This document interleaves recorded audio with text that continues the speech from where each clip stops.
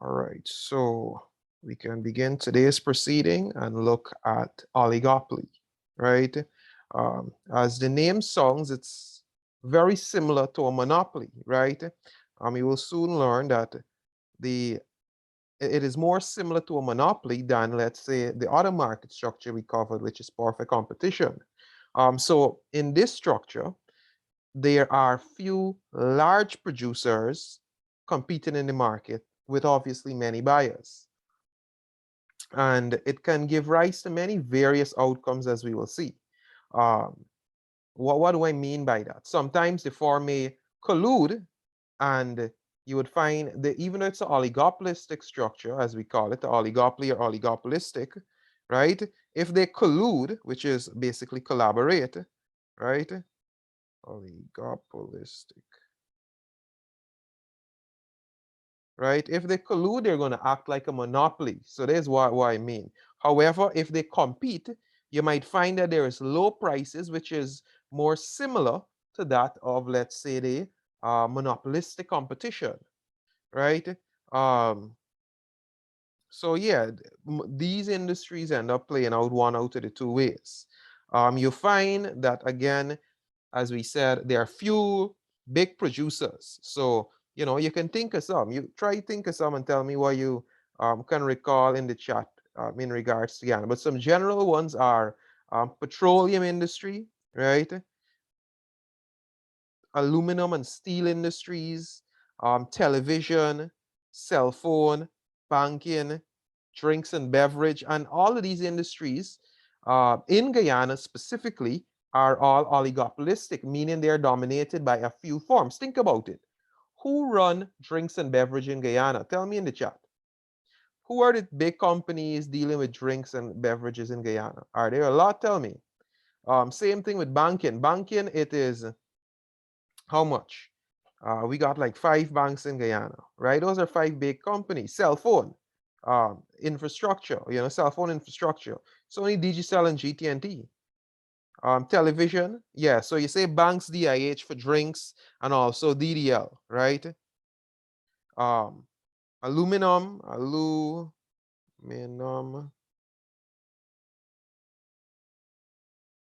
right? Petroleum, right? You can look at this in a lot. It can either be upstream or downstream. If you look at upstream, things like the gas station, there are few gas stations. We only have Guy Oil, Shell, and Rubis.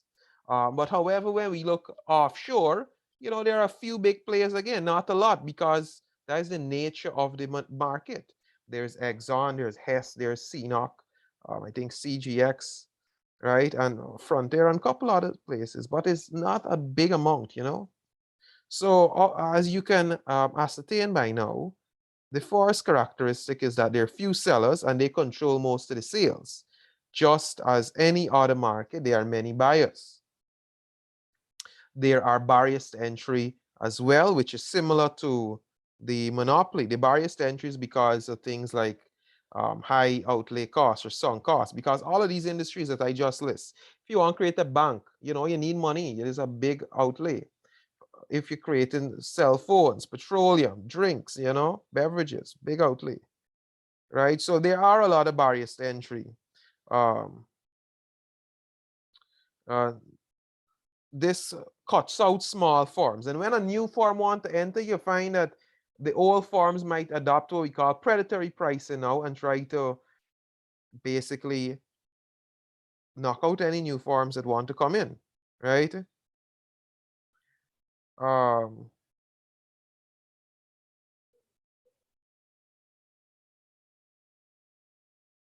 so this here should be dependence, right? So dependence. So oligopoly firms study the actions of their competition and act accordingly. If you are to study economics at a higher level, you would come across something called game theory economics, which is basically studying or trying to anticipate your competition's next move and act accordingly. So if let's put ourselves in the shoes of Pepsi and Coke. If Pepsi were to lower the price, Coke would do the same, right? Because again, though some might argue those are two similar products, even though a lot of people like one more than the other and would not change. But at face value, we can say they're same color, right?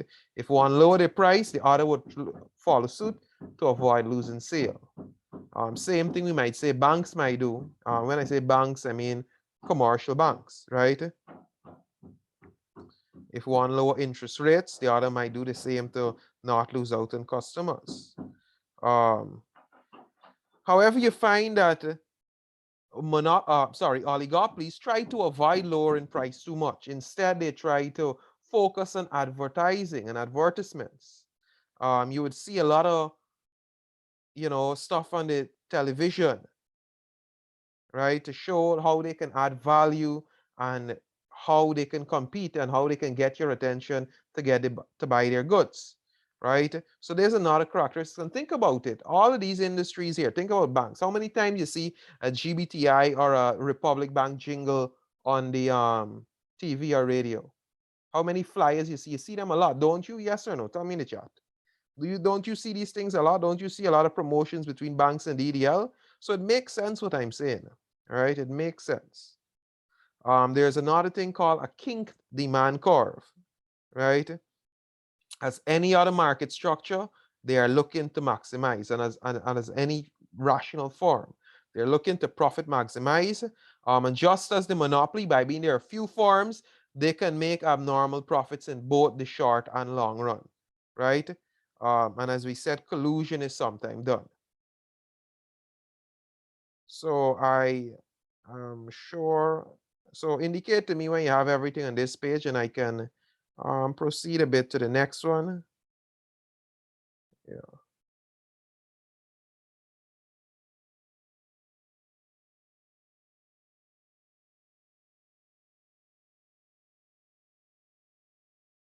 So give me a finish in the chat when you are done there, and we can proceed.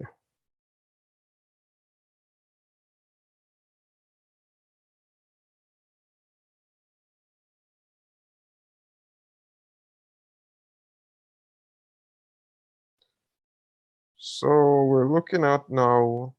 I just want to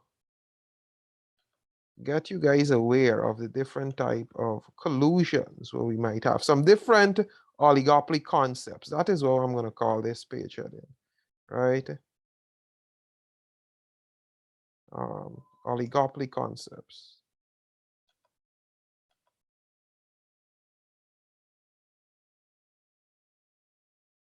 Oligopoly concepts.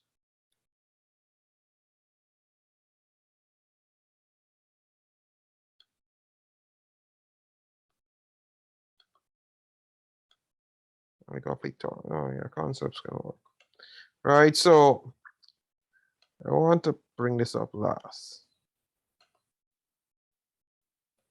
So collusion, let us start from there, right? What is collusion? Right, what is collusion? What is collusion? It's basically cooperation between firms, right?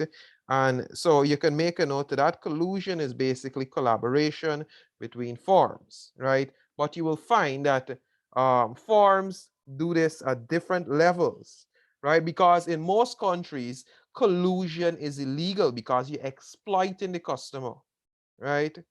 Um, so let's start with overt collusion. This is a formal agreement between competing firms, mostly in oligopolistic structure, to act as a monopoly and control the market, restrict outputs, and is known to the public. However, in most countries, it is illegal to do this.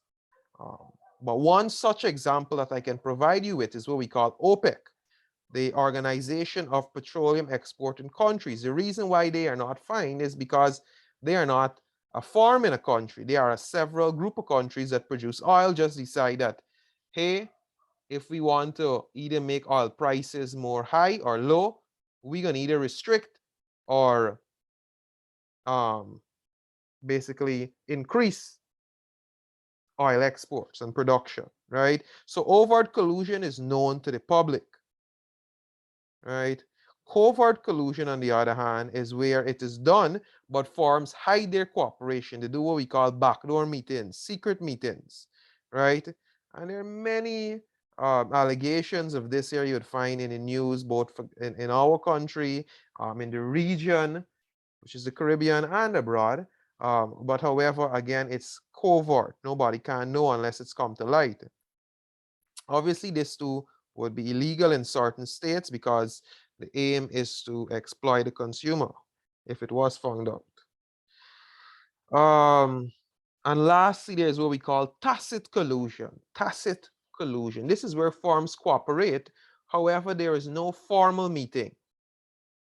And they just basically follow one another. If one raise the price or raise their interest rate, another firm will follow suit and raise their price and raise their interest rate. In this way, they are not colluding in a sense that anyone has any evidence to show against them, but they're just operating in a manner that would yield higher profits for most of them, right? So this tacit collusion, these are the three types. And as I say here, I'm stating it again, in most countries, it is what we call anti-competitive, and there's what we call anti-competitive laws, right? And this behavior is deemed as illegal. You know, firms that condone and partake and influence this type of behavior will face the wrath of the legal bodies in the country, such as the Consumer Affairs and whoever else is in charge of fair trade in this jurisdiction, right? As I said, though, I'm going to speak about another concept called a cartel, right? So a cartel is a group, you know, not like the Singer Vibes cartel. A cartel is a group of sellers who are, again, colluding, known to the public. So a cartel is an overt collusion. If you put two and two together, you can see how the two fit in place, right? So in many countries, again, they are illegal because it is obviously overt collusion. OPEC is a cartel and is one of the most influential one, as I said again, as I'm saying again, because they have the ability to influence the price of oil. Even though the price of oil is so high right now, it includes countries like Iraq, you know, a lot of Middle Eastern countries. Let me get the members for you, right?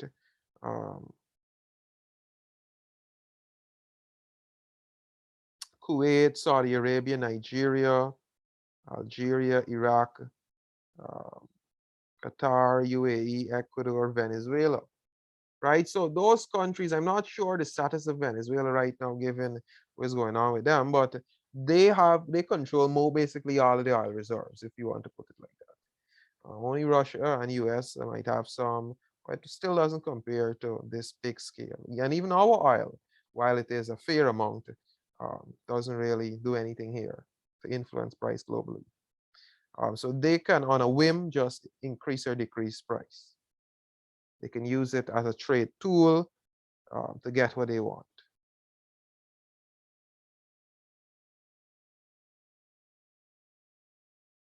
So these are just some general concepts.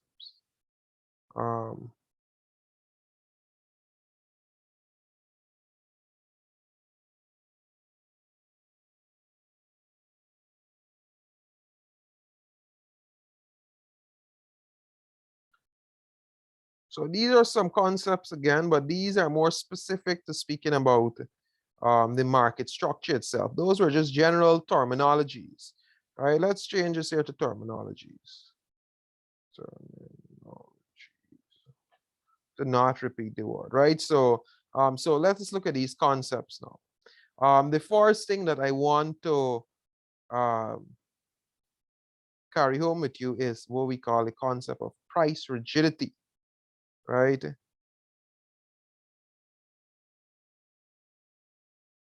So by being the forms are dependent on each other, they're interdependent on each other, right? And they collude as well. If the need is there, there is a high degree of price rigidity. What we mean? We said earlier that they avoid price competition.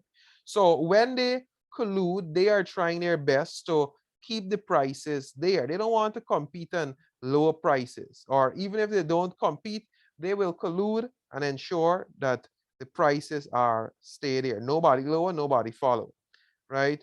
They avoid this here, so price remain in economics what we call sticky. Sticky meaning it doesn't change over a long period of time, right?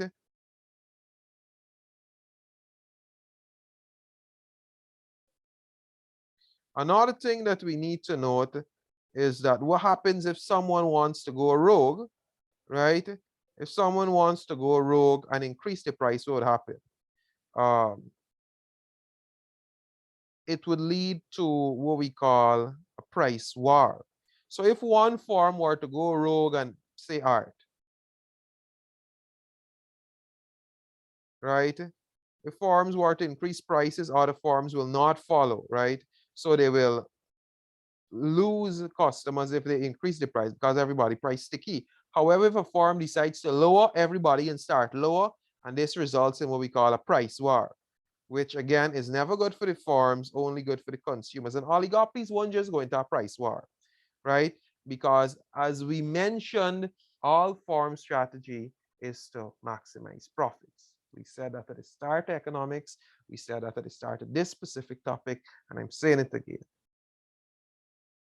right? The incentive of the private sector is profit. And in an oligopolistic structure, they really want to maximize that. Right, so I'm just going to let you make a note of these. And perhaps we look at the advantages next. Okay. Right, so give me a yes when you finish copying.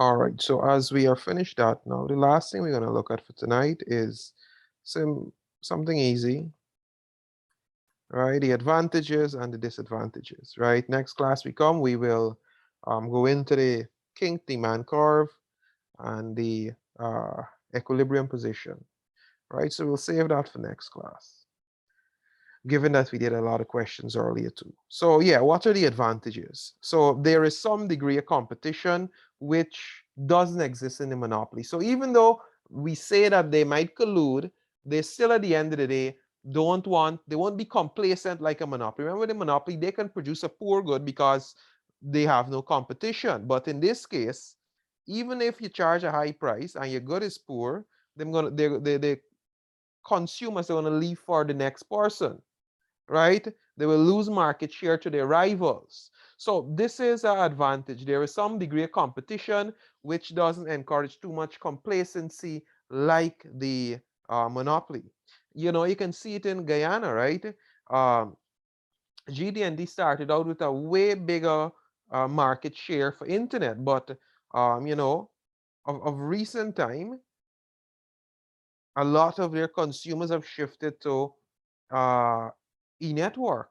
Persons might say they got a bit complacent and allow this to happen because of the, you know, we know the problems that we face with the internet by being a lot more persons use it, bandwidth problems, connectivity, and so, right? Another thing is that there's a lot of spending on research and development, right? Which makes the end product better um, in an attempt to differentiate, right? So by being they know their competition is there. The competition is big. It's not no small firm. They're going to be spending on research and development to stay on top. Let's look at banks and banks DIH and Demerara Distillery Limited, DDL.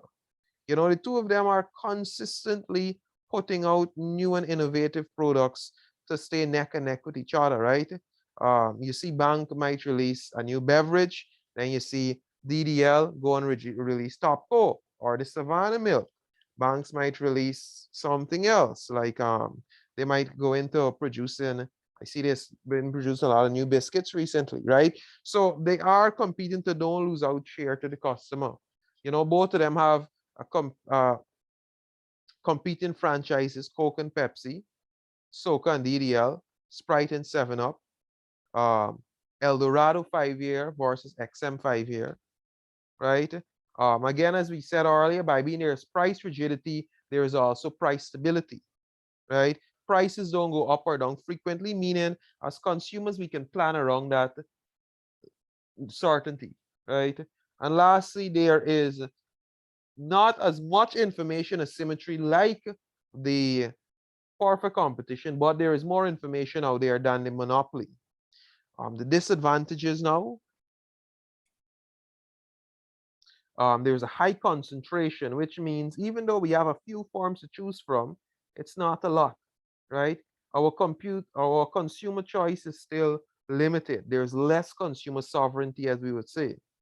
Um, Another disadvantage is that we looked at waste collusion. So in the event that they do collude, there's a bad thing. We might be facing monopoly level prices now, right? Another thing is that since new forms are not able to go in, so there's barriers to entry. Even when they try to go in, there are predatory pricing barriers to worry about, or any other thing that they um, uh, oligopoly might try to do to keep new forms from out. Maybe they might do guerrilla advertising because they have the resources to get to more persons more than these new forms. And lastly, there is a loss of economic welfare, right? We're not getting goods in the quantity we want on the market, and there's a loss of welfare. At this level, you don't need to go into looking at where this loss happened in a model or diagrammatically. You just need to accept that, right? As I said, you pursue it at a higher level, you will see a lot more of these things in application and in theory. So this is where, whenever you guys are finished, if you have no questions for me, I hope you do, so I can know that we're all on the same page. But yes, when we finish here, this is where we wrap up for today. All right, a short session, very informative. Next class we come, it's full work mode.